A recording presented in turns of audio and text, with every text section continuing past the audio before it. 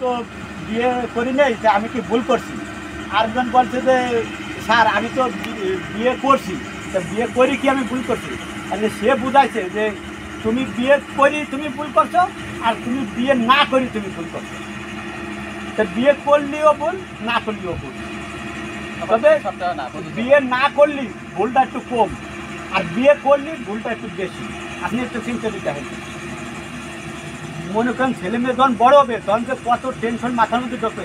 আমার বড় ভাইয়ের মেয়েটারে বিয়ে দিয়েছে না, বিয়ে দেওয়ার পরে তাকে মাই বিয়ে দিলে তো জামলা যায় ভাই, সে যে কী অবস্থা। তার বড় ভাই মেজো ভাই, সে মেজো ভাই জামাই মুক্তি সাহেব, সে মাদার তো 1 মাস পর পর ডেলিভারি।